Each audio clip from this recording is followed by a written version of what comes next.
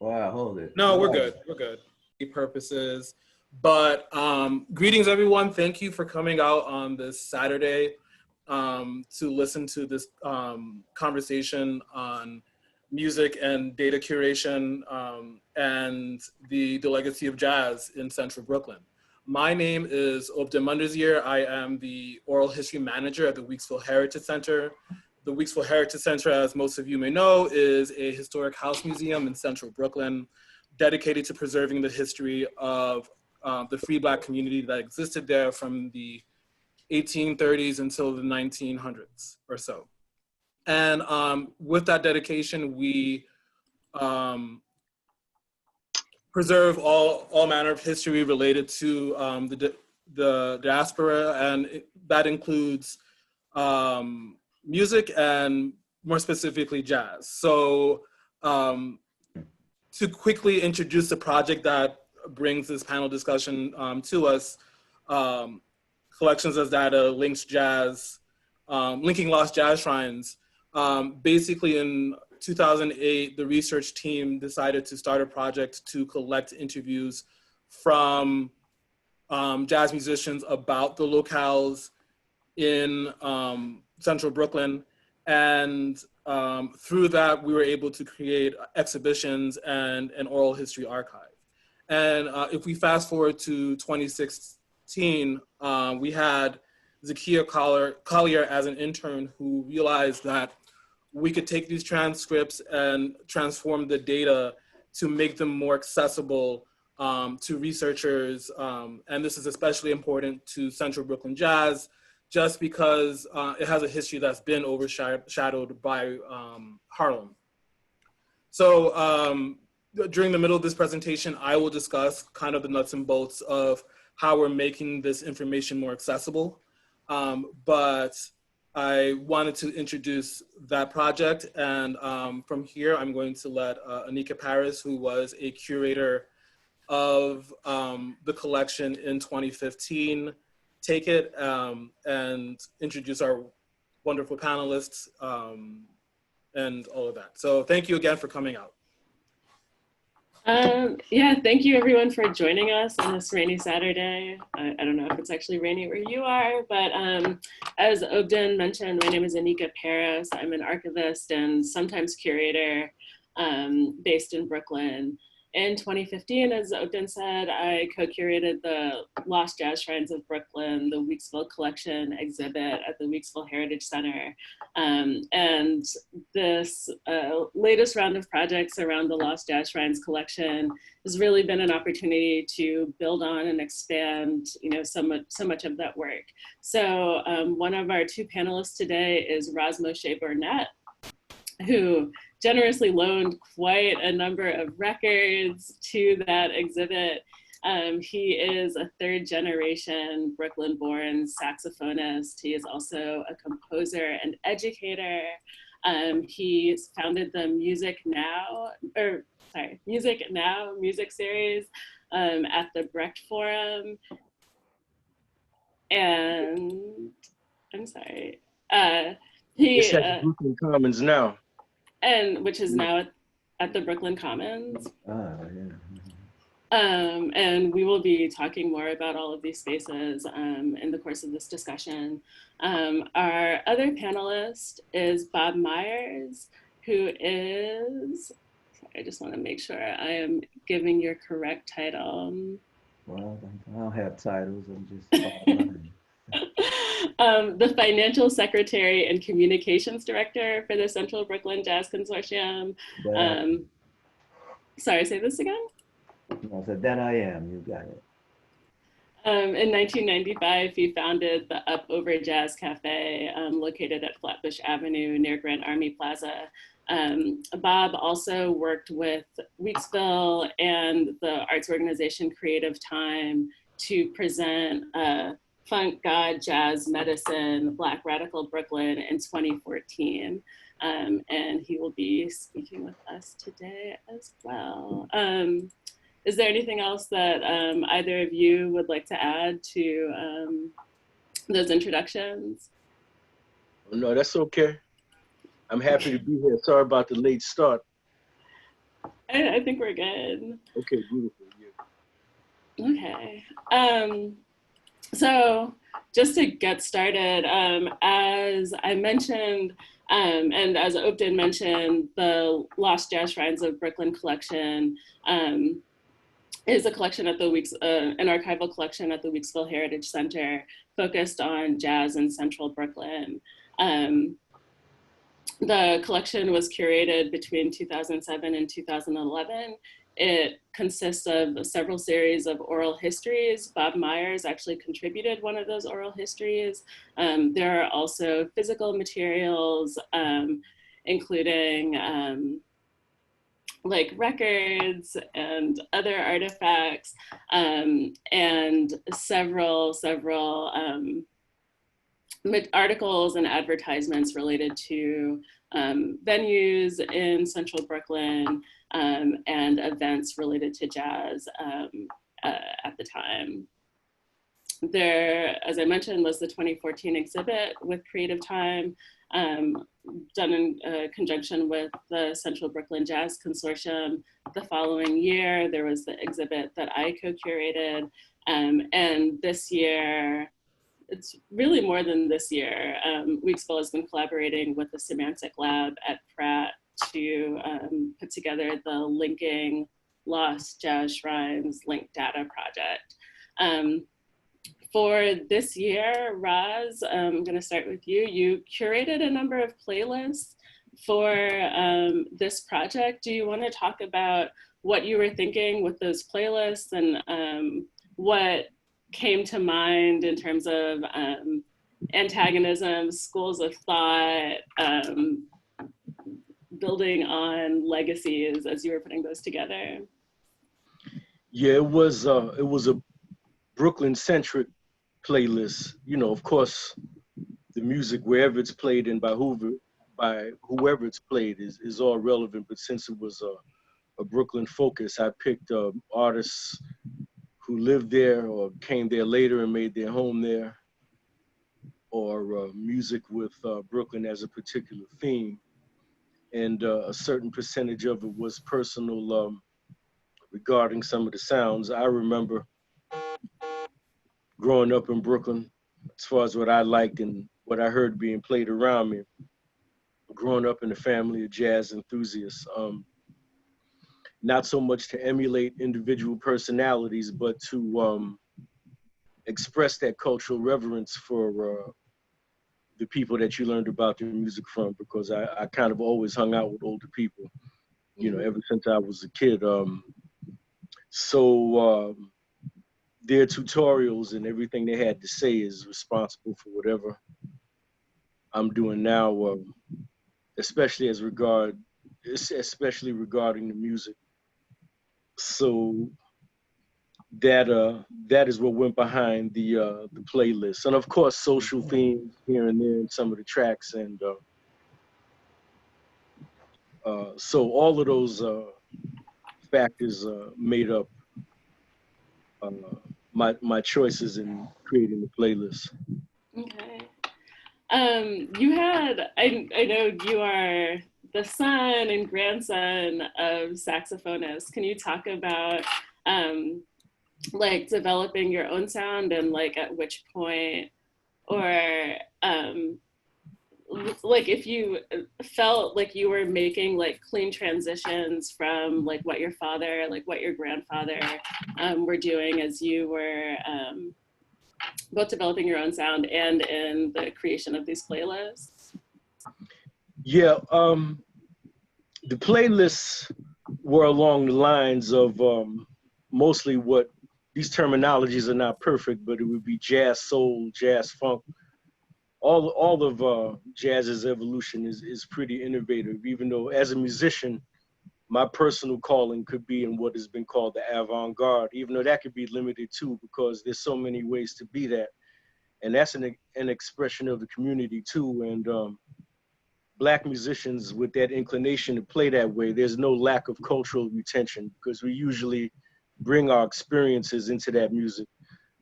But there can be a reverse problem as well, as some participants in the avant-garde not understanding that they come from jazz in its totality, which is kind of internalizing or reversing of the historical put downs of that music. I've been noticing that in return. It's, oh, we don't play that jazz stuff. We don't come from that, you know? Mm-hmm. But this is a tree with many branches. So I'm very enamored of bebop, hard bop, creative fusion, and everything. But my grandfather, who came here from Jamaica around 1930, he played in the venues uptown first, even though his mother was already here. She worked as a domestic in the Riverdale, Nyack, Yonkers area, and owned some property in Greenburgh, New York, and in Tarrytown. But my grandfather came here and stayed with her, and then played at the Apollo Small's Paradise, where he met my grandmother, who was from Virginia but came to Bed-Stuy on Troop Avenue, 521 Troop, when she was 2 years old. So from Virginia, with her mother, who was an early member of the Moorish Science Temple, and they used Bey as a surname for that. My grandmother's mother did. And so they met in, she was a dancer in those places, Small's Paradise, the Cotton Club. And, you know, they met and settled in Brownsville in East New York, and had 5 children. My father was the second youngest. And actually, my father was the one that listened to a lot of quote unquote free jazz. He listened to jazz in its totality, but that's really where I heard it. I heard it from him, and I heard it from the Black people in the community. Later on, it was kind of depicted as something that quote unquote wasn't connected to the Black experience. But that's not what I remember. I mean, I was born in 1968 on the 22nd of March. So, you know, the young adults and the elders and the young adults who are now elders that I was hanging around with, they were listening to that music strong. I mean, there were Black people that liked it, Black people that didn't like it like anybody else. But, you know, that's not even important, you know. But its presence was there in that regard. And so I didn't mean to make that answer overly long, but I just wanted to give a little context to what you were saying about the differences in that, because my grandfather was from the swing era and the bebop era. So he always had some humorous things to say about some of my musical listening choices and what I liked. It was all in love, and he never discouraged it, you know, because he knew it was positive. But, you know, but my father was the one that listened to a lot of, he played saxophones too, mostly known just in the Brooklyn area. And Theodore Burnett the first, Theodore Burnett the second. I'm technically the third, whatever that's supposed to mean, I don't know. But Ras came later, the Rastafarian thing. But so I feel my calling as a musician personally was in the those breakthroughs of the 1960s that people called free. But to me, all of jazz is free. You just can't put that term on one part of the music like that. I mean, you know, you can't help using these terminologies just to let people know what area of the music you're dealing with. So I'm not picky about it, but I have those same sociological disagreements that the masters that I enjoy listening to have with the word. And but then Sun Ra said that the word was positive because of the numerology involved. I mean, I learned that from Ahmed Abdullah, who's I've been listening to for a real long time and is like one of my teachers, and you know, and still is. And he was with Sun Ra for a while. So he pointed out that actually the numerology of the word comes out to 9. So, you know, and that's good. So there's a dialectic in everything. So jazz is no different. And I know what Mr. Myers was doing later on, started in the 90s. That was always exciting because it was the continuation of what I remember. There was a slight lull, but then there was music happening again. with Mr. Bob Myers, who's here too, and that was always much appreciated. In fact, that kind of reignited a spark because I had stopped playing for a couple of years, but then when that started happening, I got involved again musically. I mean, I was always writing and reciting poetry, so I did that, but I stopped playing for like a year and a half, maybe around that time, and started again in the early '90s. So, so I guess the music, and based on my generation, coming from a younger generation and being Black and from Brooklyn, I think that I probably was not supposed to be enamored of the so-called avant-garde, because that's kind of the narrative that was happening at that time. Oh, that music is no good. It's not part of our experience. And it goes deeper than whether or not a person likes it or not, which is the right of the person. You know, you can't force an aesthetic onto somebody. And all jazz is beautiful. So, but I don't remember things being that way. I remember Black people being pretty broad in what they liked, like anybody else. But that's a kind of a form of internalized racism, you know, an internalization of you better stay in your place. Yeah. I'm thinking of the Ornette Coleman record, This Is Our Music, the affirmation that free jazz is actually Black music. This is a good segue to ask Bob, though. Yeah. So you talk about coming to Brooklyn or coming back to Brooklyn later on in the scene. So you're like coming after the period that like Raz would have been talking about in like the 60s and 70s. In your experience coming back to Brooklyn, and then specifically like when you founded the Up Over Jazz Café, can you talk about what your thinking was? Like, were you conscious of like creating a scene, creating like a story with your bookings? Well, coming back to Brooklyn was awakening because I, grew up in Harlem, my early years, and my mom, who was born in Harlem, she was a product of the Savoy Ballroom and other venues, noted venues up there. And the music would always fill the house on Saturday night in the form of dance parties. So the music was definitely very danceable. And there wasn't too much of a, Ross mentioned, name in the music. We just called it the music, and terms of jazz and whatever wasn't out there. But my inspiration really for the Up Over Jazz Café, I was in the pharmaceutical business for long, and I used to entertain a lot. And one spot I used to love to go to was Bradley's on University Avenue down in the Village. I would go there and, get a chance to hang out with John Hicks and Cedar Walton. And I just dug that because that was a pure jazz room, piano. I mean, there was no television. It wasn't about food. It was about the music. So I said, this is what you got to do if you want to be pure to the music. It was a small venue. You could tell it would be hard, to pay the rent, but that was my inspiration for the Up Over Jazz Café. And as Ross mentioned, the time I came into Brooklyn, 1994, Brooklyn was in a lull, as Ross put it, and I definitely agree. And my advertisement campaign, marketing, I knew I had to reach people outside of the borough. So I was really focused on that Village Voice crowd, if you will. So that was sort of, and Time Out magazine, those are my outlets, which I cultivated a lot of the jazz writers from there. And the new school was my sort of my laboratory.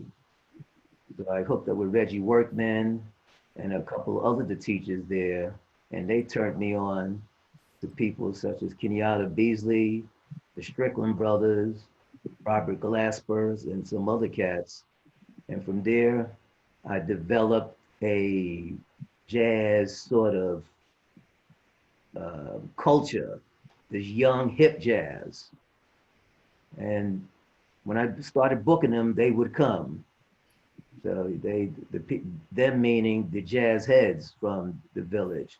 So I would get the young crowd and that older, more established crowd, which of course you needed because I had, to meet two people I had to answer. I had to answer to my heart, was being true to the music.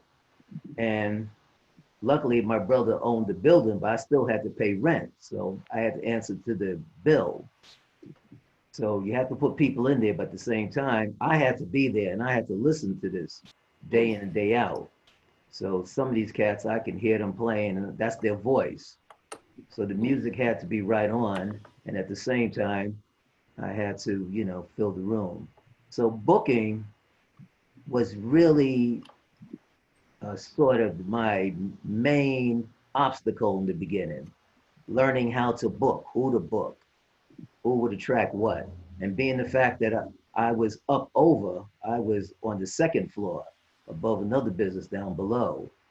So I was sort of an outpost, as Ben Ratliff would call me. New York Times, he used to give me a play a lot of times and because I booked these young cats. But those New York Times, those Friday blurbs would really help me a lot and bring the people from across the bridge coming in cabs to the Up Over. So those were the early years as I started out, sweating it out and learning the booking, learning who's who, and developing relationships with the musicians. Because when you say something about the money, you can't be funny at the end of the night because it gets around.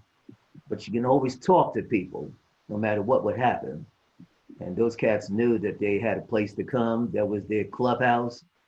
The Monday night jam sessions became quite a scene back in the 90s, especially when Vincent Herron took it over.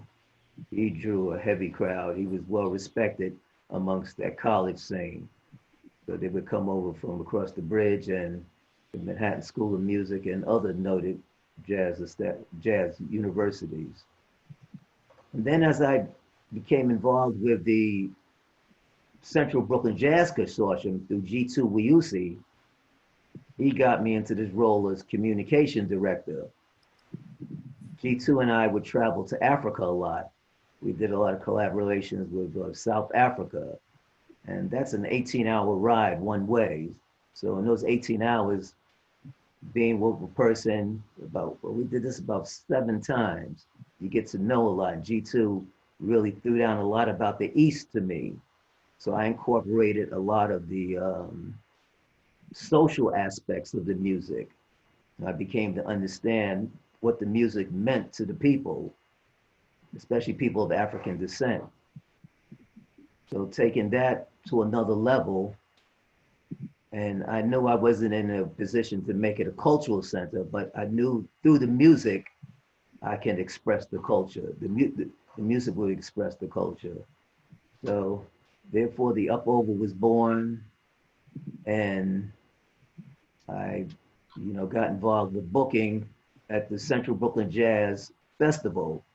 Years down the road, probably in the mid-2000s, I became the coordinator for the festival. So developing partnerships, not only with media personnel, but with other venues, proved to really bring Brooklyn together. But the Brooklyn Jazz Festival was more of a collaboration than a one venue operation. So multiple venues operated through their own pocketbooks under one umbrella, that being the Central Brooklyn Jazz Consortium. So those are my experiences at booking. And I took that to today, 2020, and now learning how to do this in a virtual fashion. The remote booking I'm learning is much more difficult because the technology, you have to master the technology. Even for me trying to master the Zoom, which is easier than broadcasting what we're doing now. Yeah, Ras, you laughing, but it was kind of a trip. No, it was with me too. That's why I was laughing. Yeah, because right now we're in the middle of the Tele Jazz Festival. Tele, Tele hyphen jazz. Tele for television, where you can view on another platform. But now through the internet, that is our platform. My mom, her music came through the radio. My generation, I would stay up 12 o'clock at night. There was a program, I forgot the name of the program. It had music on it. And of course, you know, I would watch that Soul Train. And now we got the internet to broadcast the music, which allows us more control.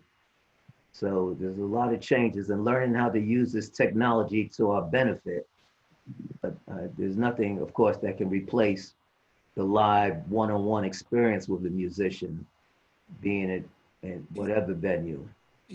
So that just goes to booking venues, but the other experiences came from without that. Because one thing I must say about when you book in for different other people, you know, a lot of clubs, they want to hire a musician and they expect the musician to bring in the people.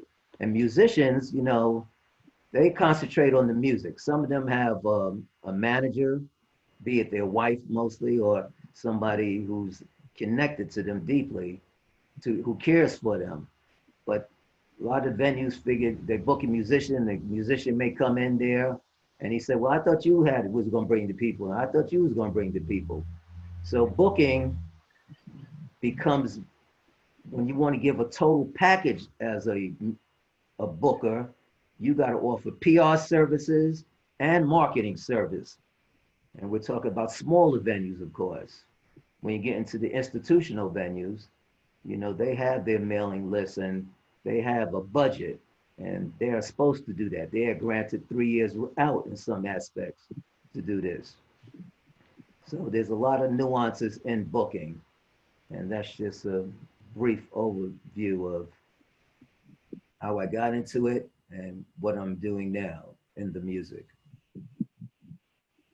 And I'll keep calm when people say jazz, but I've heard it so much through people like Max Roach, African-American classical music. Right. You're gonna hear the name Ahmed Abdullah a lot probably, because him and Luis Reyes Rivera, I read their theses, and jazz and music of the spirit. That's right. So and that will be a segue to what we'll talk about later on, how some of our religious institutions have become involved. But that's down the line. Like the East was part of that. Yeah. You mentioned the East. That was yeah. I forgot to mention that. I mean, I was just a child, but you know, my father went to their weekend series often, and he would take me with him sometime. And yeah. So I know for a fact that quote unquote cutting edge music was right there in the community. I'm just bringing it up to tie it up with what you were saying, because you brought up G2, Mr. Myers, and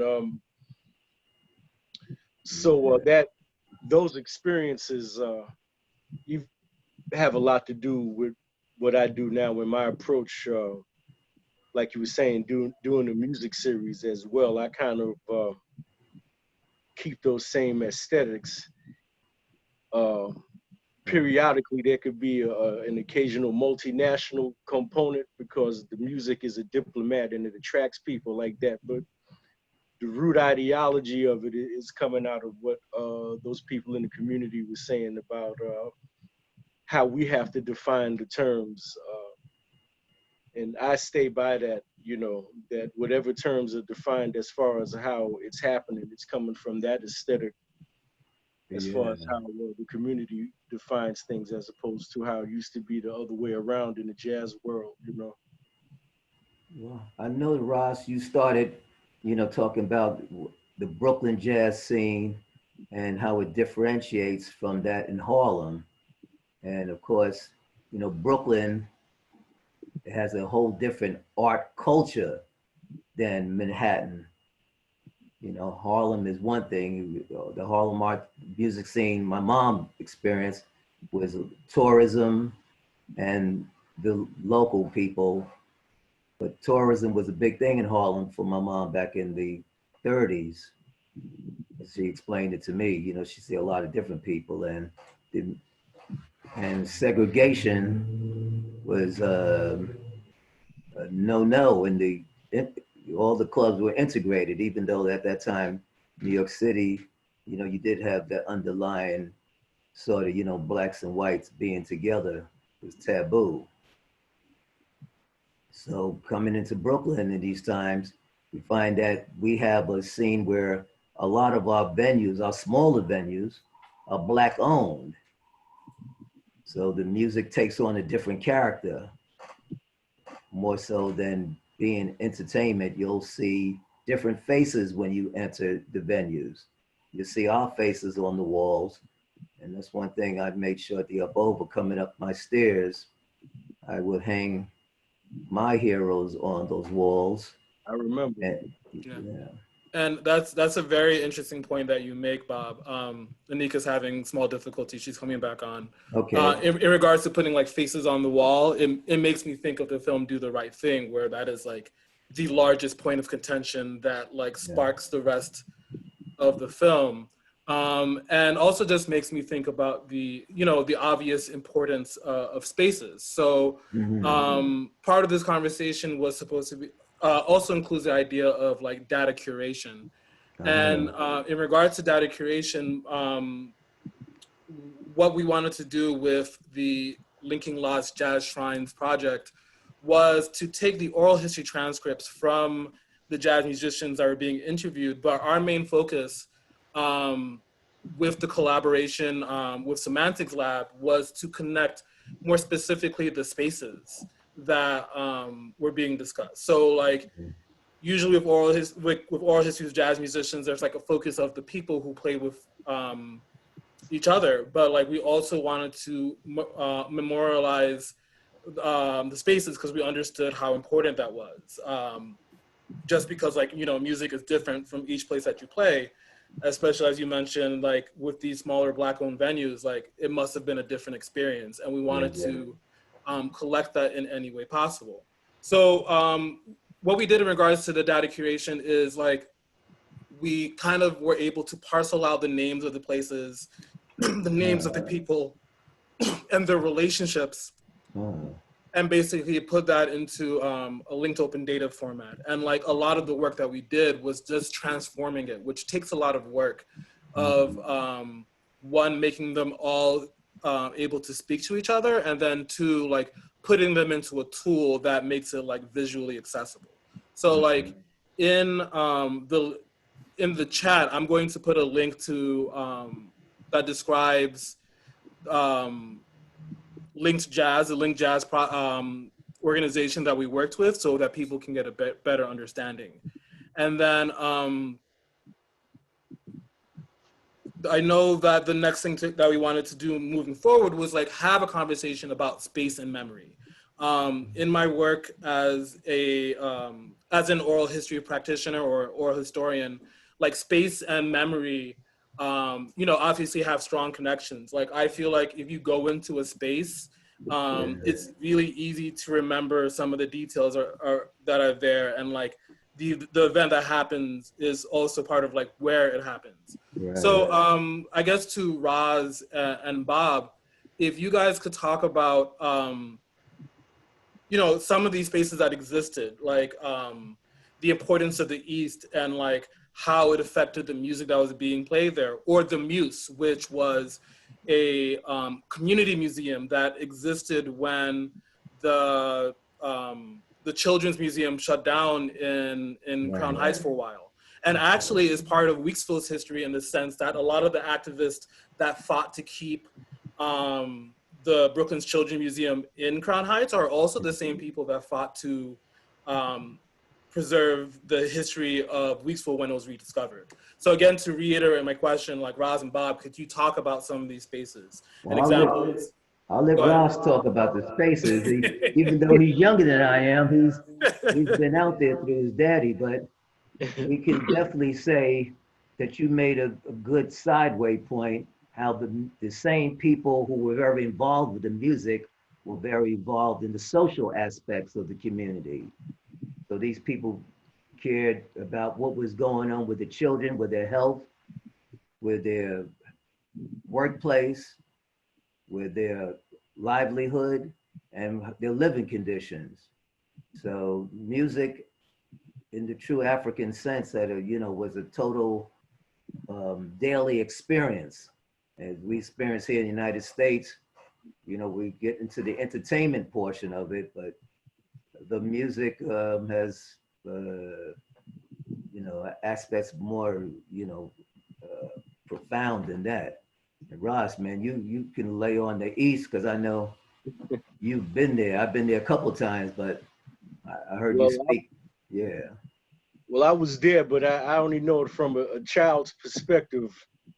I find myself using that experience as a point of reference when these discourses happen in reference to what Black people can or can't understand, which is not a new conversation, but it still occurs, which is different from like and dislike, which is the right of the person. Let's say, well, I don't like the music in that form. I mean, that's not a problem, but the long time stereotypes about how our understanding can only go to a certain point, especially regarding arts and culture and jazz.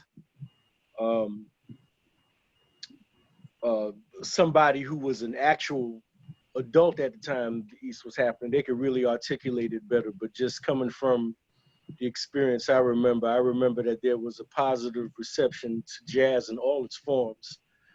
Nothing was left out, so-called in, so-called out, in between, or even the earliest use of electric instruments, which was very innovative, even though that was kind of put down too. What Miles Davis and different people were doing at that time. It was very exploratory music. But the muse, actually, my father was not involved, but I think he was taking some classes too, because he had returned after, unfortunately, being in the Army from 68 to 1970, and he was playing even before then as a young person. And on his return, he resumed playing, and the Muse was one of those places that I was at. From what I remember, Bill Barron was doing some classes over there. Right, yeah. A brother Tyrone Washington, great tenor player who stopped playing. Another great elder named Chris White, bassist, who played with Dizzy Gillespie, and I think he's one of the people who Hey, Ras, started was Reggie Workman associated with that, the Muse? Yes. Mr. Workman, as we called him. Yeah. yeah. And I wish I was older, but I appreciate the energy and I appreciate what I did absorb at that time, and that I'm able to carry that into whatever I'm doing now as a musician and as a curator of music. But the Muse was very functional, just like the East, in that they were involved in community activity. It was the actual application of theory, as opposed to just talk, which I guess is a hallmark of that time period in general. I mean, and it continues now, but at that time it was at a real peak, and our music was seen as a component of the overall sociological activity that was happening, which is so these things are holistically intertwined. I don't even have to say that here in this discussion with everybody here, but that is what was happening, and they played a functional role in that. The Muse with their programs for children, which is really when you say the struggle, that's one of the main components, is making sure I pass it on. I mean, I could say that now. I realize that, so that particular function is not just a small thing. Hey, Ras, let me ask you, Yes, because sir. you talked about putting labels on the music, and of course, jazz was one aspect of our music, but there were other venues that maybe weren't jazz oriented. I heard a lot about Sugar Hill Supper Club, back maybe in the 80s. I can't go back to the 70s. About the other aspect of our community would still like to dance to the music. Right. So when we go back to the continent, the music and dancing were very much intertwined. Yeah. And when the music became a sort of cerebral experience, something happened there. I don't know if your dad, you got any enlightenment about that part, but I know. He was pretty. I'm sorry, brother. No, go ahead, baby. I didn't mean to cut you off. He was pretty eclectic in what he listened to. I heard a lot of free jazz, but I heard a lot of bebop. I heard a lot of Motown. I heard a lot of reggae because of the family background and all of that. And so it was just, I kind of heard quote unquote free music as a overall part of the Black music spectrum. Just speaking from my experience, and that is so true about dance in the community. And Max Roach and other people, other elders have said that's why those forces kind of moved on those spaces, because of the communal aspect of dance, how it was bringing people together. I believe my parents met at the Palladium in New York City, one of those Eddie Palmieri Sunday shows. I mean, that's how they met. So that was the African way. Through dance and movement, people were coming together, you know, just to tie it in with what you just said about that. And about music can be cerebral too. You know, I think that every manifestation of the music is part of the Black experience. But Well, if I may, Ross, you know, we talk about this thing, you know, the one experience. I know Anika asked, why the Up Over Jazz? Why did I get into something like that? But, respecting the music, jazz, when you go to a jazz club, it's a different experience when you go to another music room and people talk, because in the jazz club, one thing, Anika, you asked, that we definitely required the people, please turn off your cell phones, keep the conversation to a minimum, because people actually came here to listen to the music, not listen to you. But our people, we're very social. So we want, we're in a club, you're listening to the danceable music, the musicians you don't have to pay attention to. Or maybe the fact that it became that you didn't have to have live music in these other venues. You could have a DJ or recorded music. And yeah. Point when that became popular, and that sort of took the money out of a musician's pocket, and the owner said, well, why cut the check two ways? Yeah. That's true. Everything you just outlined had something to do with that.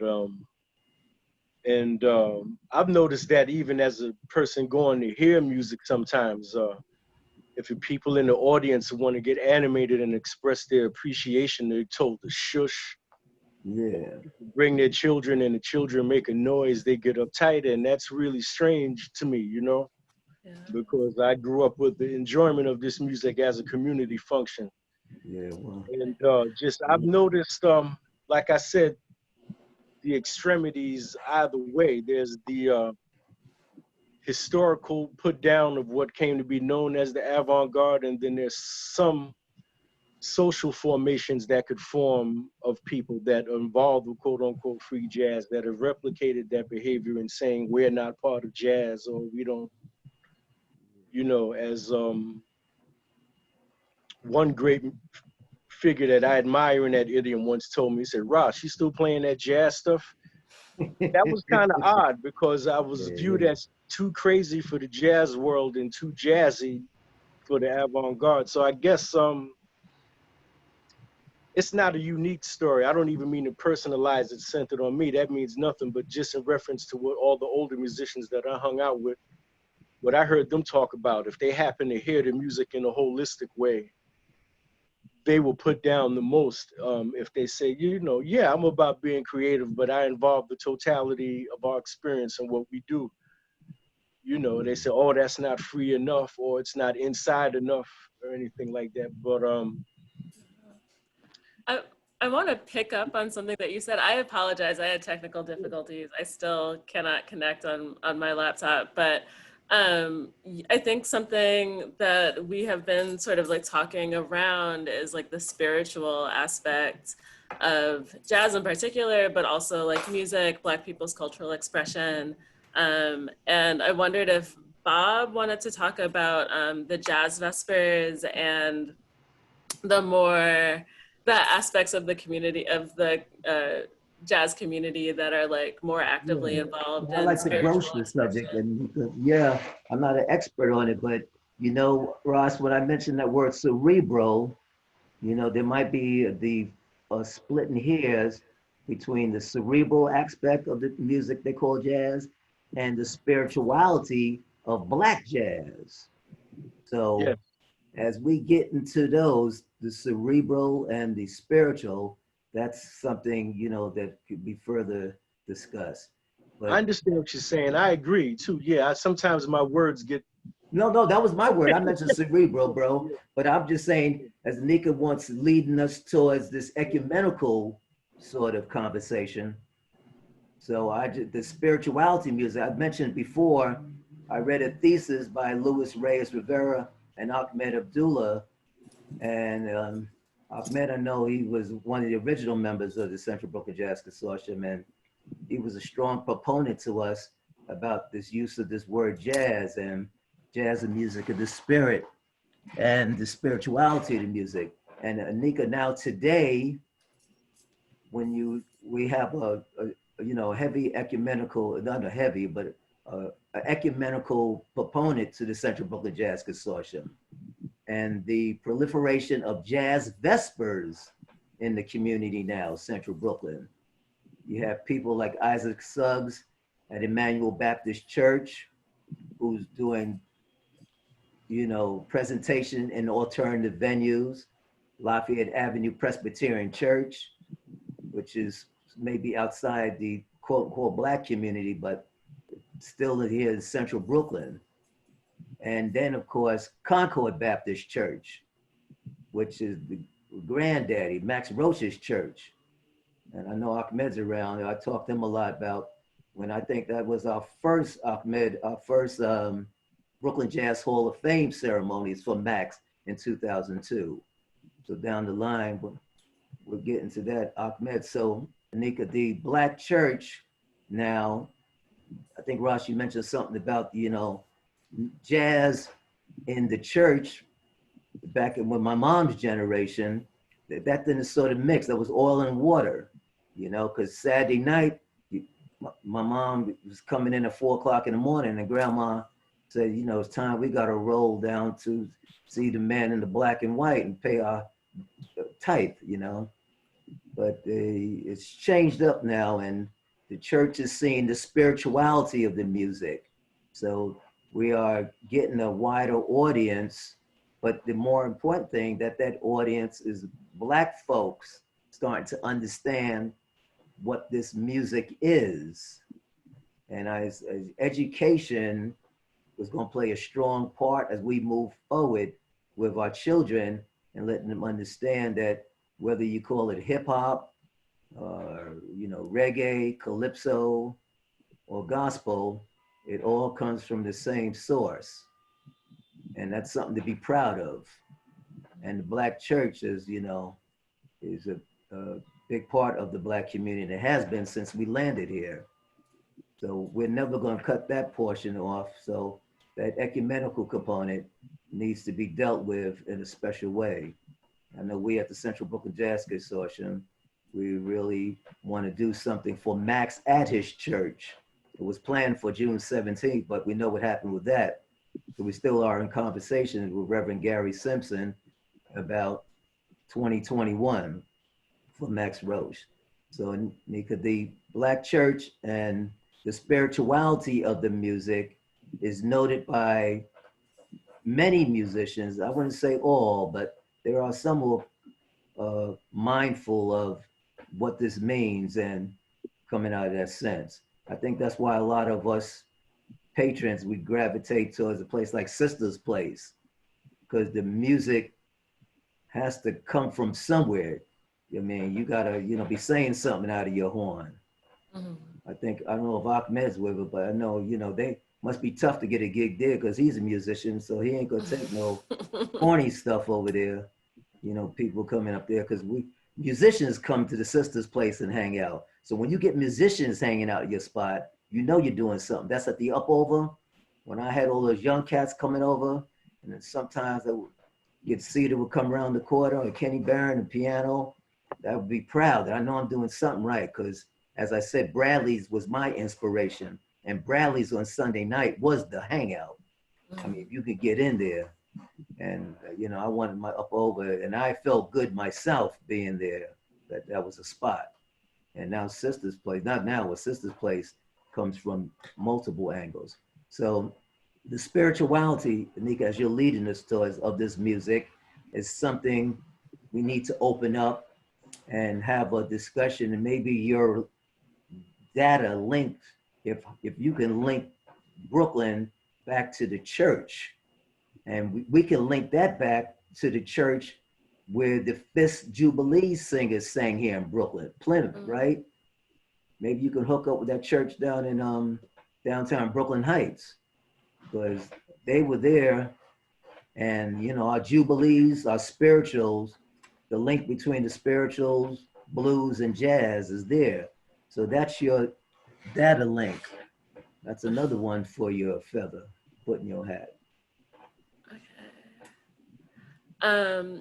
I do think that we are going to be wrapping up in a little bit. And so. Already?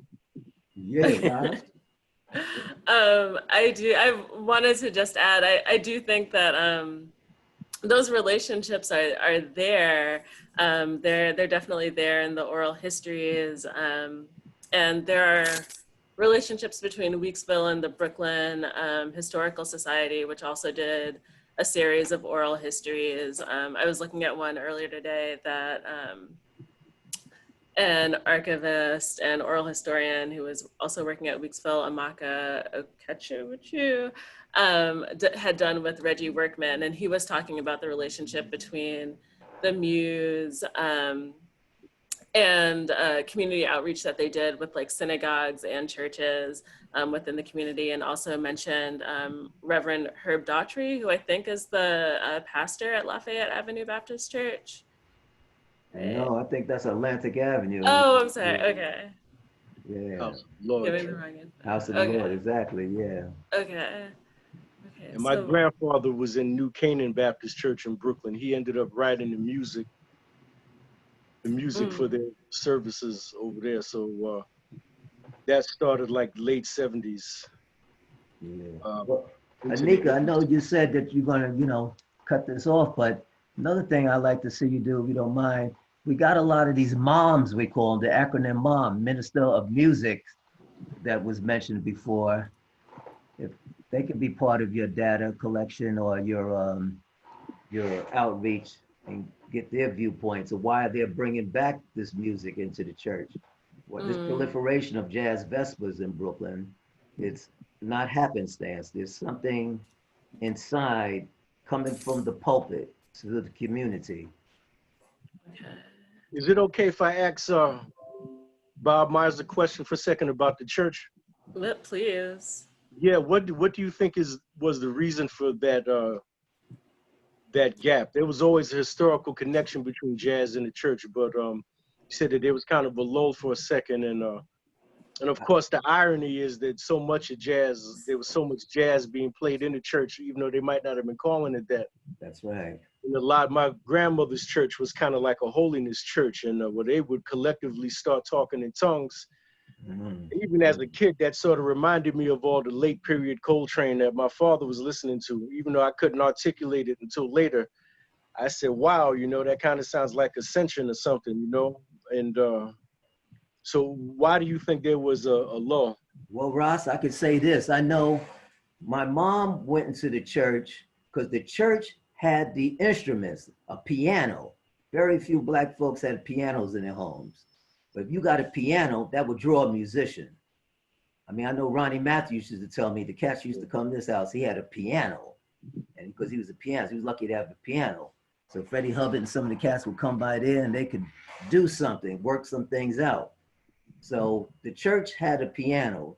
So that may be one little thing. But the congregation, members of the congregation, they started going to the pastor, the reverend, and say, you know, we like to see, you know, bring younger people, bring a new direction. And as the pastors got younger, Gary Simpson, I mentioned, he was a strong supporter of the Central Brooklyn Jazz Consortium. You know, as I mentioned, Ahmed and them had the, you know, Max Roach ceremony in 2002. So there's a lot of connections with the church, and it's probably just coming out there as people are getting more African, maybe, Ross. They realize now that we're getting more African, we realize what music means for us, and the pastors are picking up on that. But I know historically for musicians in my mom's generation back in the 40s and 30s, it was that piano. They can go in there and practice on that piano.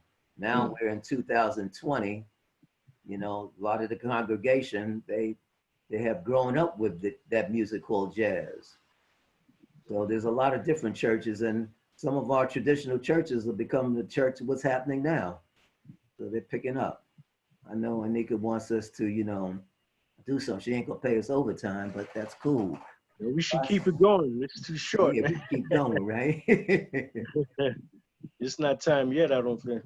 No. No. Gotta do it. Yeah. Yeah, there can always be round two, or we can check with the folks at Weeksville to see about a round two.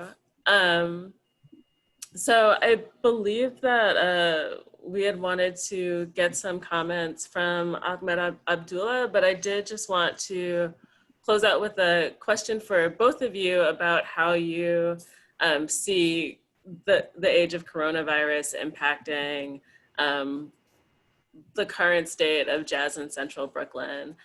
We talked about the spiritual aspect.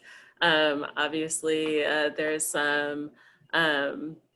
there's lots of difficulty in having many people in an enclosed space, whether that's at a church or a bar or another type of venue. So how do you see that changing the music? I can start with Bob. I'm sorry, I missed that. I was saying, because of the way that we've had to change our lives in the age of coronavirus with enforcing physical distancing, there are all sorts of communal aspects of listening to music and performing music that will have to be rethought, and people are rethinking to stop the spread of the virus. How do you see that impacting the future? Well, I tell you, I started on the new wave technology. I bought a cord. I'm not relying on Wi-Fi, because in the new world, when you want to hook up and produce out of your home through your computer, broadcast, anybody could broadcast over their computer. You need that Ethernet cord to connect. And you connect with people in Moscow or Paris. I know you laughing. You got one, huh? You bought one. But you know, there's nothing that's ever going to replace that one-on-one experience with a musician. When you hear that musician blow that horn or sing through that horn, or just the feel that music gives you. And I don't personally get that feeling over the internet. I haven't been in a concert when I'm saying yeah, because I'm by myself. I find it hard to have a cocktail by myself, to be quite honest. It's something about, you know, communal drinking. I got to hang out with my buddy Ahmed to have a taste.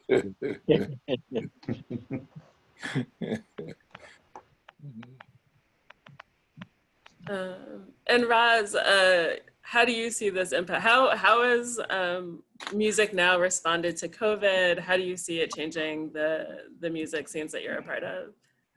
It's changed. It's changed a lot in reference to the personal interaction that's part of live performance. We've all been using this other means of production that we have, Zoom and Facebook Live, and that's basically just to keep the energy going and to keep us going. But there's a certain kind of frustration among people that were curating shows and people like myself that play and curate because, you know, ultimately better safe than sorry. But so we're adjusting using the immediate means that we have, but it's not the same. But I'm glad it exists. It's better to use what we have until we can resume the in-person experience.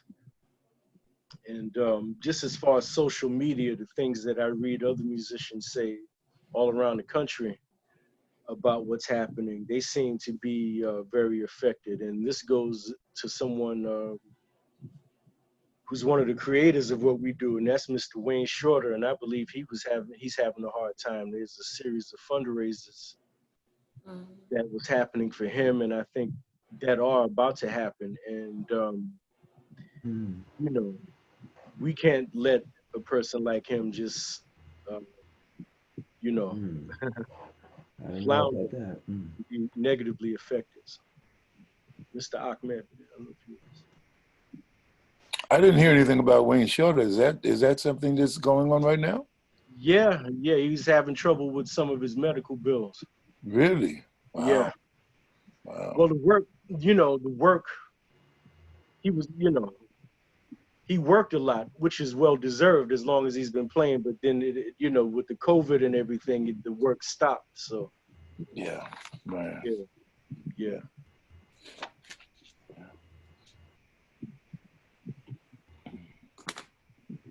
And Mr. Bob, I'm sure that your mother and probably interacted with my grandmother at Smalls or one of those places there in Harlem, probably. I'm sure there was some. No doubt about all that. Yeah. I'd like to see, as Anika said, how we're going to interact now. And it's good that Weeksville is doing something like this because, you know, Anika, maybe a live broadcast from that room. I don't know what you call that venue outside the garden. That'd be a nice place to do a live broadcast from, to broadcast throughout the community. Weeksville would like to do something of that nature and put it out there. We do need a broadcast from within the community because this is going to be with us for several months. How are people going to feel comfortable going out to a venue and being next to a stranger? You know, when you're next to your family, that's something different. Right. I mean, we can understand Happy Father's Day and all that, but when you go out, you don't want to go out on Labor Day and be around 1 million people all on top of you. So Weeksville may be one of our answers, you know, have more, the quality of these broadcasts. We have to pick that up. You know, Zoom is one thing that has its limitations, but when you do a broadcast, Anika, like a 3-camera shoot broadcast, we got to think of more of a television aesthetic when we do these productions and not so much as a, you know, use your cell phone. Using the cell phone is whack. You got to have camera work. And we got to, you know, we need grants and money to make this happen. So as we're going to be with this, and this is a good thing, but we're going to have to learn to deal with it. So I'll throw that back at you, Miss Paris. Open up that room. That's a nice room. Weeksville is indispensable with what they've been doing in general. No On doubt. so many levels, man. I was just about to mention that myself. Yeah, no, it's a community resource that we need to defend and definitely appreciate. Mr. Ahmed Abdullah, did you want to speak to anything that we had discussed here?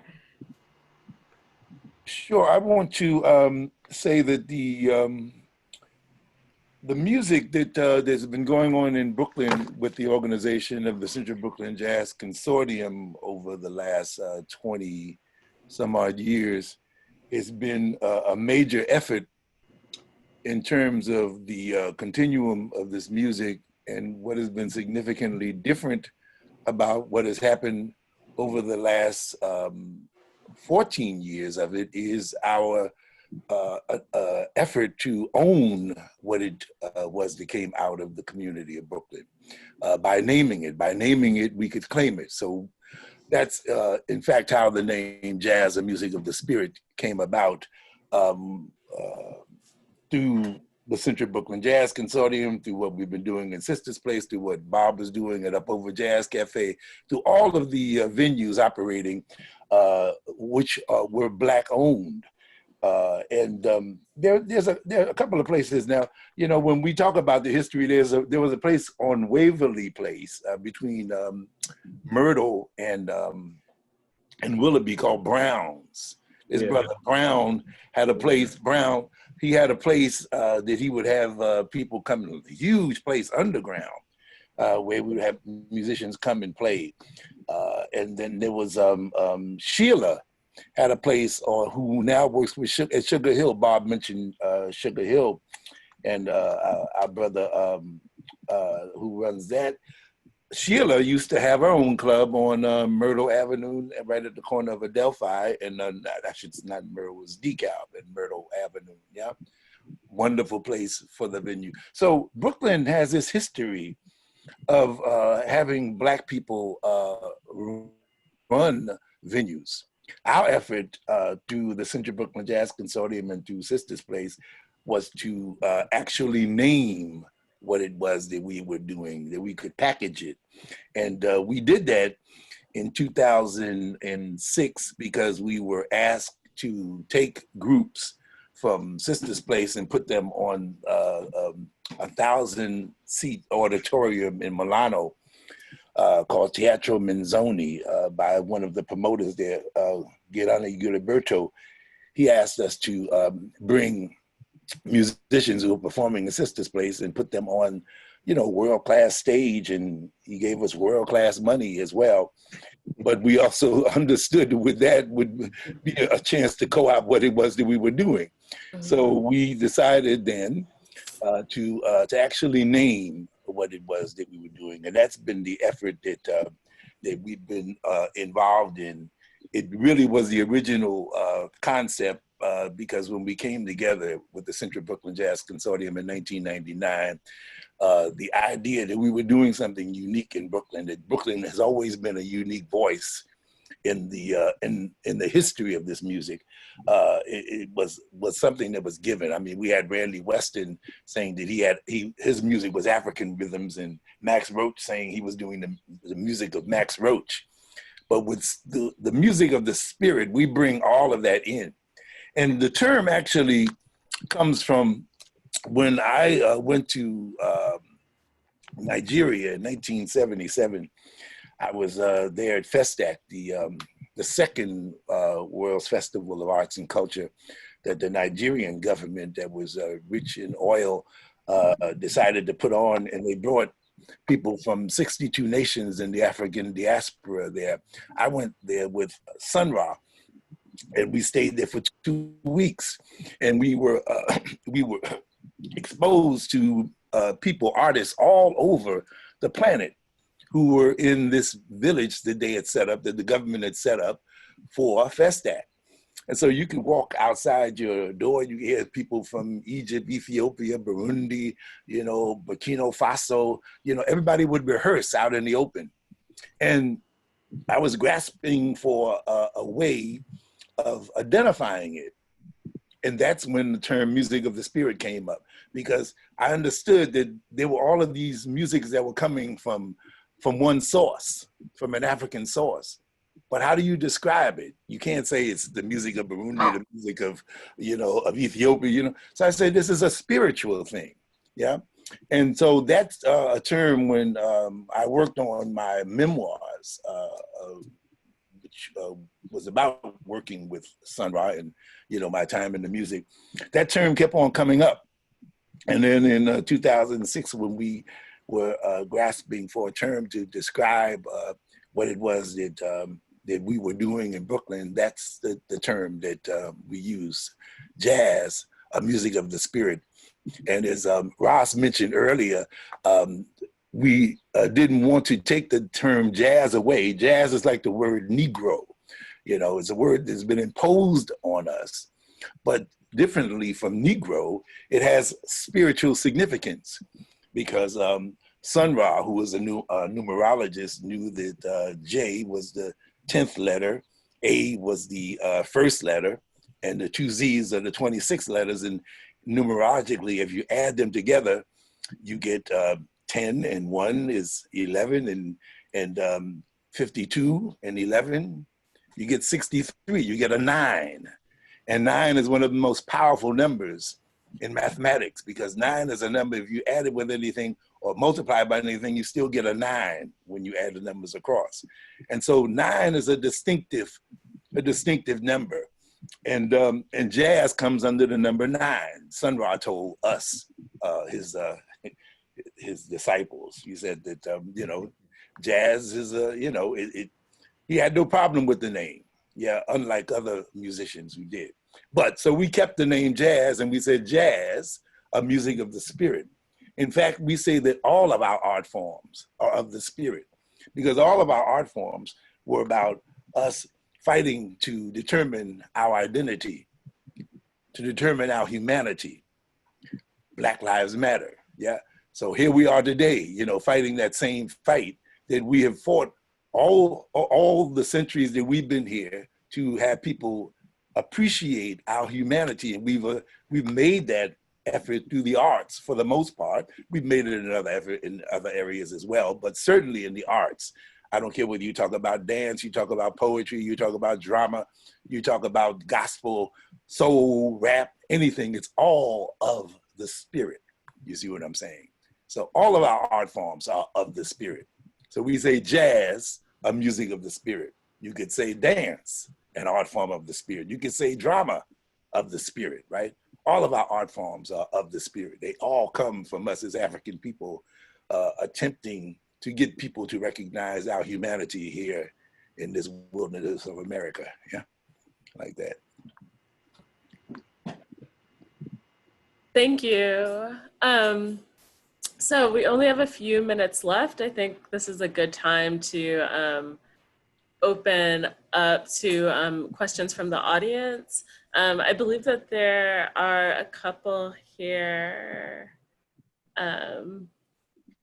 There may be plans being put together for an after party after this discussion. We also have Sue Yellen that wanted to say a couple of words. Yeah, so Sue, I'm going to ask you to unmute. Okay. Can you hear me? Yeah, we can hear you. Oh, because I can only see you. I don't know what happened to the rest of the screen. All right. No, hi. I just wanted to say hello to everybody. Hello. And welcome people that I don't know. Bob and Ras know me well, but I just wanted to mention I come from a different place. I was born in Brooklyn, but I was away from Brooklyn for many years, and I had a club in the village in the late 60s, 70s. But I was talking, Bob reminded me of the places like Bradley's and the small clubs. For a long time, we used to go to the big clubs, Berlin and all of those places. But then the bars started putting jazz into their programs. My bar plus a few others, I was the Needle's Eye. There was the West Boondocks, there was Slugs, there was, then later was Sweet Basil and a couple of 7th Avenue South. Now I'm talking about Manhattan now. But if you remember, we also had the problem of cabaret licensing and stuff like that, where the liquor authority had rules and regulations where you couldn't have drums and percussion instruments. So a lot of the clubs developed into piano bars, right? Like Bradley's, like me. The cabaret license, if you didn't get a cabaret license, you couldn't have a full band. So a lot of my musicians, a lot of the musicians that worked with me were piano and guitar duos. Theda, Harold Mayburn, all of them, the great bass players, the great pianists, all of them used to play the clubs.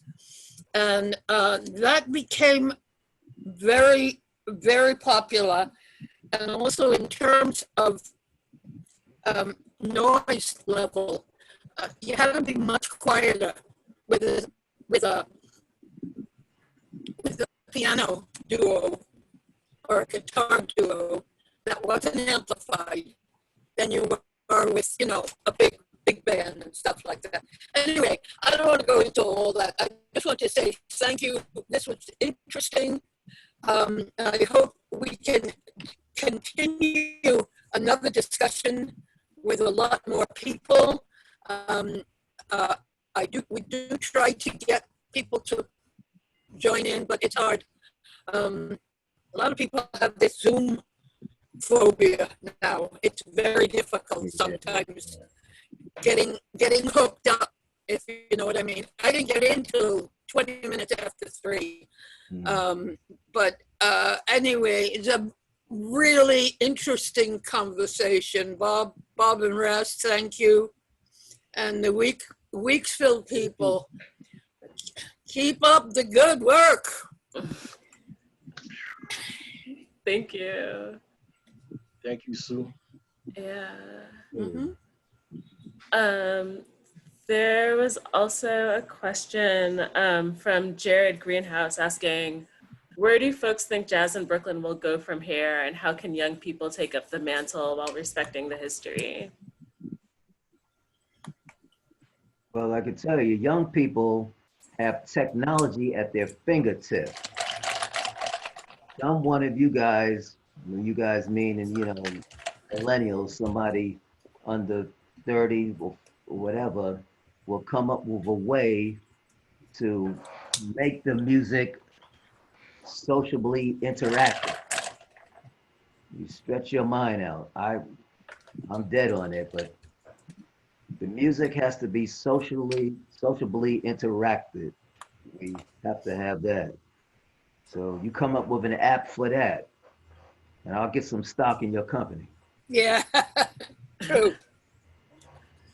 If I can add to that, what I've been doing, I work at PS3, which is an elementary school in Bedford-Stuyvesant, Brooklyn.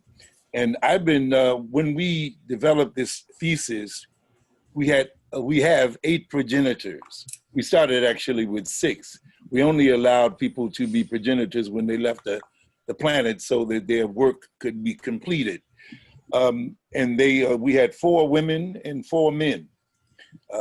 And what we have been working on developing is a way of teaching to elementary school children, and I've been doing this, you know, about these particular artists, because we believe if they know something about these artists, namely, we're talking about John Coltrane, we're talking about Sun Ra, we're talking about Duke Ellington, Jackie McLean. Those are the 4 males. We talk about Nina Simone, we talk about Betty Carter, we talk about Mary Lou Williams, and we talk about Aminata Moseka, Abby Lincoln. Those are the 4 females. If you deal with them, you're dealing with a comprehensive understanding of the history of the music for the last century. Yeah, and the children that I've worked with love their music. We've done plays around Sun Ra. They've learned all kinds of during the pandemic, for instance. The kids were learning Aminata Moseka's song, "The World Is Falling Down, Hold My Hand," right? Which it seemed like it was, right? You know, and they were, you know, learning about Jackie McLean and Clark Terry, who are on that recording, yeah? Because that's, our history is in our music. It's in the recordings that we've done, yeah? There's so much that can be done if a person is aware of doing that. I teach a course on Sun Ra at the new school, And I actually just sent in a proposal to teach. I've been teaching an ensemble class for 18 years at the new school. And I just, through the pandemic, through remote learning, I created a course called Unsung Heroes of the Sun Ra Orchestra. Because some people know who Sun Ra is, but they don't know who John Gilmore is, or Patrick or Marshall Allen, who is 96 years old and leading the band, June Tyson. You know, these are people who helped to make the band a 70-year-old institution, an African-American institution, right in our midst. You understand what I'm saying? So there's a lot that if a person is aware, they can do as far as spreading this to young people. Yeah. Ronnie Boykins, Danny Davis. Absolutely. Absolutely. There's so many great artists who came through the band. I mean, you can't have an institution for 70 years without having great artists be a part of it. And I invited Sheila Cox to unmute because there are a number of comments related to a performance that you had online a few weeks ago, and perhaps also your personal experience with racism in the distribution and I guess being able to retain a liquor license. You also mentioned the East Freedom School. Did you want to expand on those points? First of all, good afternoon, everyone, and the information has definitely been informative. But one of the things that I think about my own dad, my father was born and raised in Brooklyn, and I'm so glad to give you an idea of, you know, for me, I'm almost 67 years old. So my father exposed us to a lot of jazz. In fact, we still have he's no longer here, but we still have his albums, his original albums. And I do think it's important because we've been trying to pass this on in our own family as far as music goes. And the relationship with my nieces and nephews, they love hip hop and stuff, but we need to know that there's a history when it comes to our music. And my father always used to tell me that jazz pays for all the other music that's out there. That's what he used to tell us growing up. And I mean, he had a collection that's just unbelievable.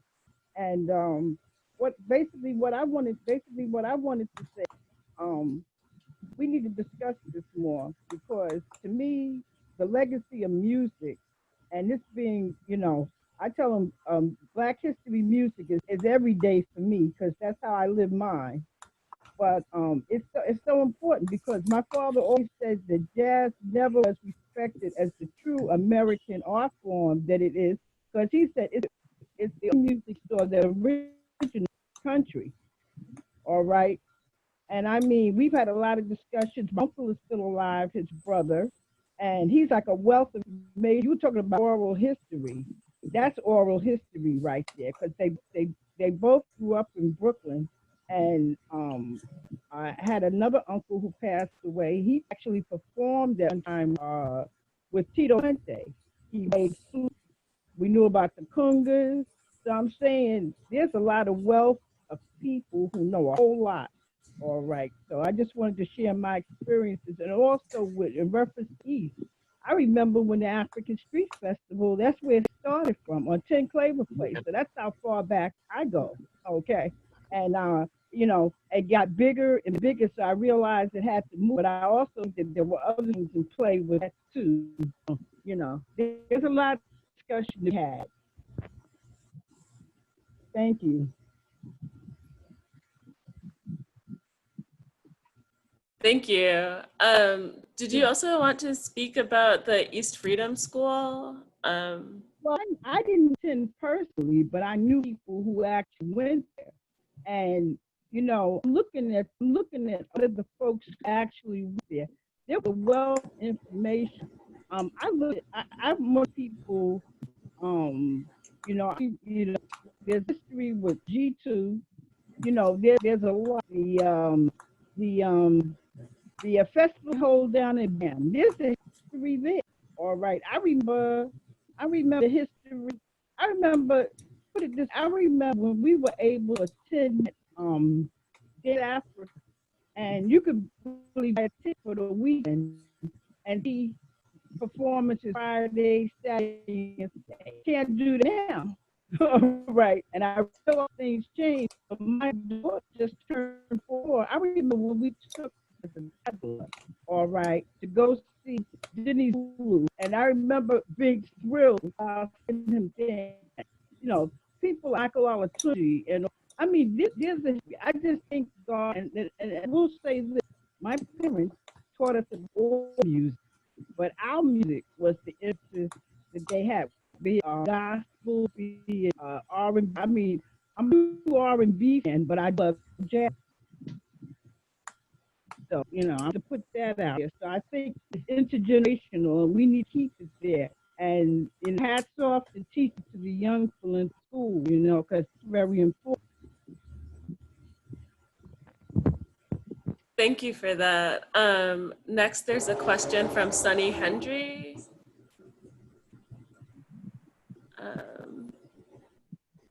Who I'm asking to unmute.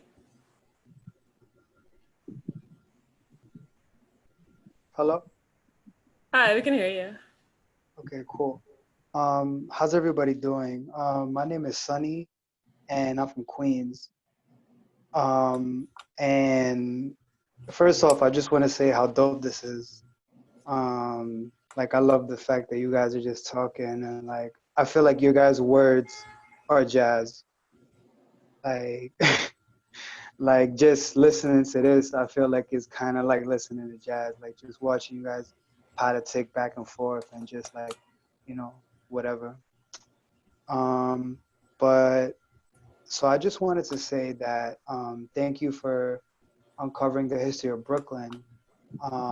You know, being from Queens, I took a jazz tour sponsored by JCAL, the Jamaica Cultural Art, you know, Society. And so when they, you know, on this jazz tour, they took us on a tour of Hollis, of the Addisley District, you know, the historically preserved sites of where so many of the jazz greats used to live. And I'm from Jackson Heights, which is right next to Corona, which is where, you know, Louis Armstrong and all of those guys used to be. So it was just amazing because during the tour, I got to meet some of the people that played jazz, you know, in the 70s, 80s, 90s. And we got to talking, and they started telling me how amazing it was, you know, how, you know, they were born in the 50s, they were born in the 60s and 70s. So they came up in the 80s and 90s. Coming up during then, to them, they even though they didn't do jazz per se, all of their music was inspired by jazz. Like in Hollis, like this dude was telling me, like all of his friends, you know, his friends include people like what's their name? Girl, My Love Is True, Girl and Line Is Blue. It's a cool LL Cool J sample there. A cool do you love? Oh, you for sure. But the original song, Girl, My Love Is True, Girl, My Eye on You, whatever. But you know, that song, even though that was a funk song, late 70s, early 80s, I think that joint came out 83, it's crazy how that dude grew up listening to jazz. Like, he doesn't consider himself a funk artist. He considers himself a jazz artist that just does the jazz of his time. Right. Like, there was a lot of popular music that was on the radio stations like WBLS and other stations at the time that had literal jazz musicians in those bands, like BT Express. That's reaching a little further back. Carlos Ward was in that band, and Thomas Hunter, the drummer, who Mr. Ahmed probably knows from the orchestra, and the Ohio Players, Kool and the Gang, Earth, Wind and Fire. Those, you know, they were coming from the jazz experience. But as Mr. Ahmed just said, it's a whole totality. Reggae too, you know, reggae was started by jazz musicians. That's right. At that time. So it's in everything. Yep. Yeah. that's amazing. That's amazing. And So I mean, I don't know. Like people, I read this article that the saxophone was supposedly in decline or something like that. But I mean, come on, like I don't believe that. Like we just got to continue the legacy, right? Like, I don't know. I believe so. Yes. Yeah, thank you for that. Of course.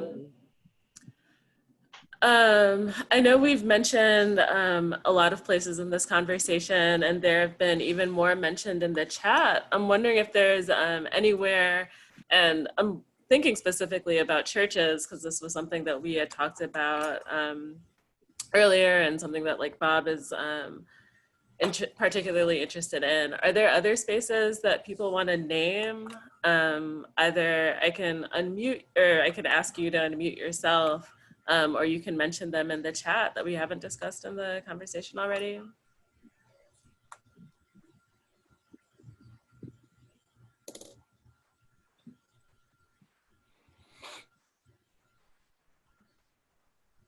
Okay.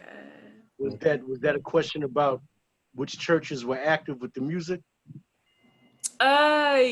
That's what I was thinking, but I know that, you know, there are lots of other like functions that spaces can serve. So, you know, if there is somewhere that you're thinking of that wasn't necessarily like a place where people listen to music, but it was like a meeting space, or somewhere where like a lot of generative conversations happen, by all means include that.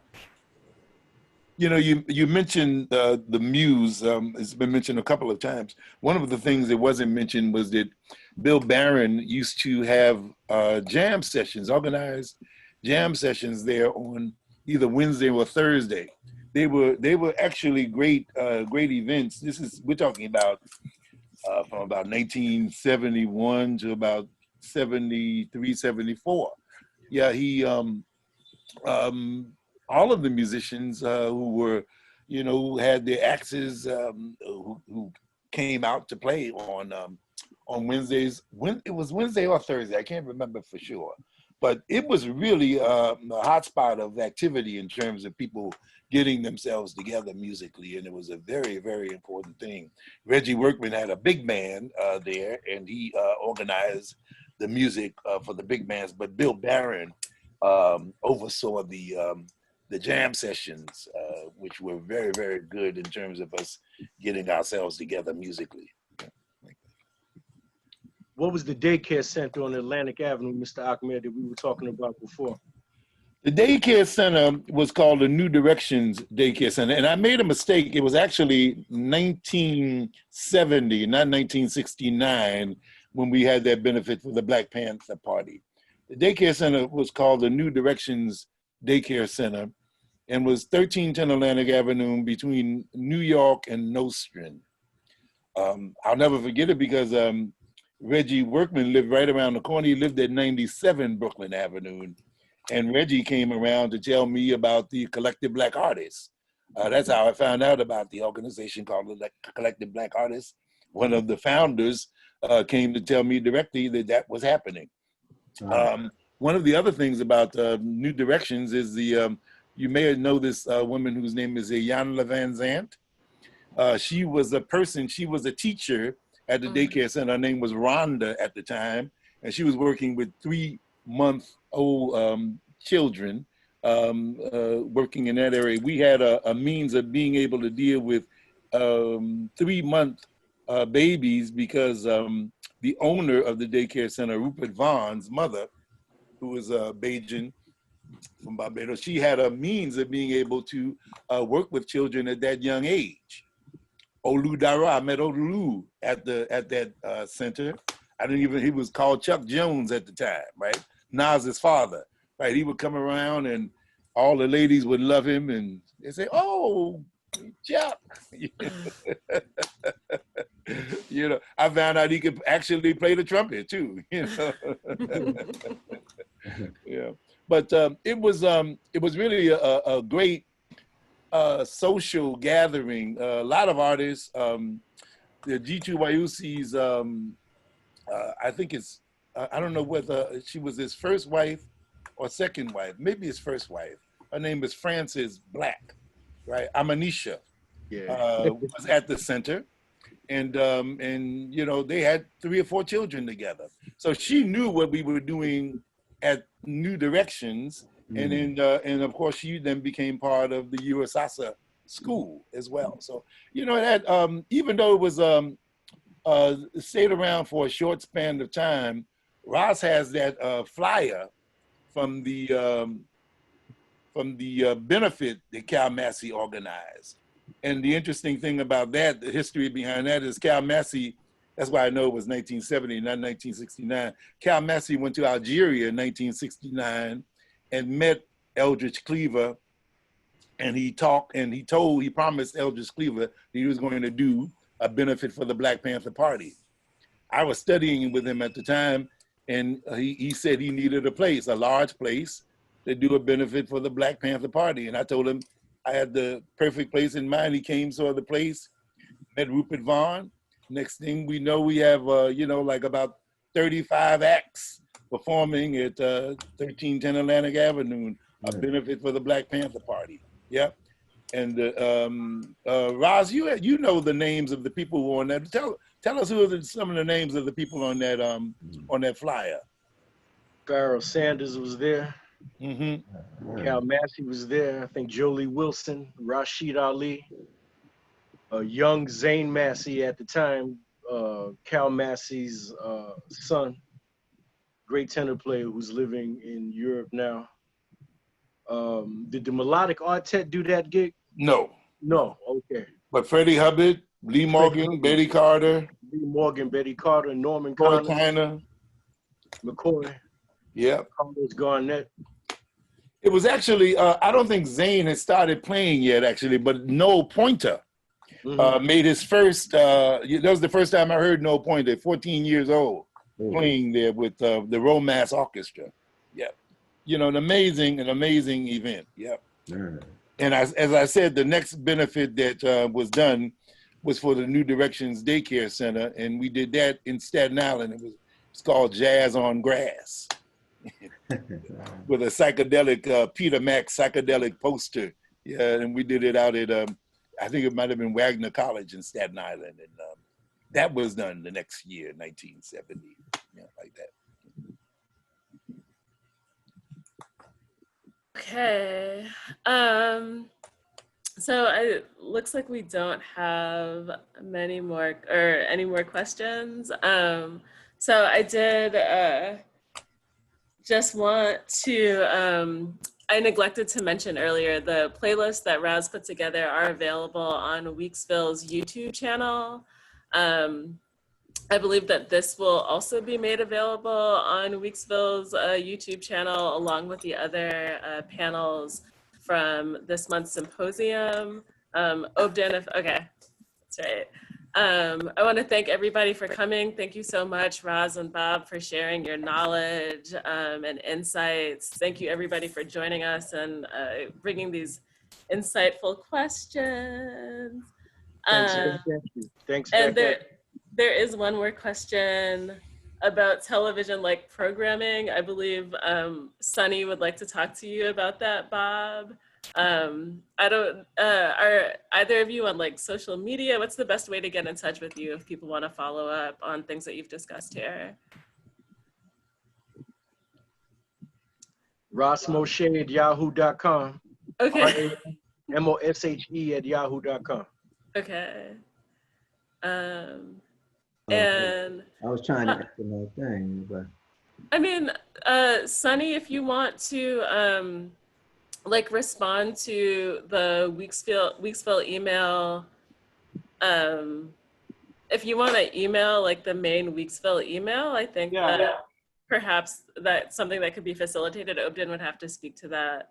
I put my chat in. I can't. I'm putting the email in the chat that we usually respond to, and I'm putting my email. Okay. Yeah. I'm trying to put my email in there for Sunny, but I can't. Press chat. Press chat, Bob. Yeah, I did. I got it, but I don't know. It's not going in. Then just type the message. Yeah, I typed it. No, you see, it's not coming up there, huh? Mhm. I don't know. Okay. Sorry, and one last question. Does anybody know whether Brooklyn College Oh, there was we go. where Eric Dolphy recorded Out to Lunch?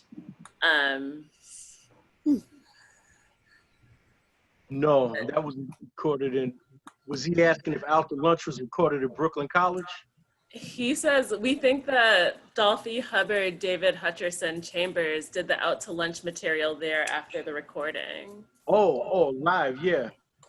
I think that supposedly Freddie Hubbard had a tape of that maybe somebody in his family still has, I think. Oh. Really? Wow. That's incredible. Yeah, that is, man. Okay. I never heard that before. Check WBGO, maybe they have it. Okay, so thank you again, everyone. This will be available on Weeksville's YouTube channel eventually. And I guess that's it. Everybody stay safe, enjoy the rest of the weekend, and thank you again. Okay, thank you, Weeksville. All right. Bye-bye. Thanks, Weeksville. Okay. Bye-bye. Bye-bye. Thanks for coming out, yes. All right, great. I'm gonna ask you. Now how do you get out? Right? I don't know.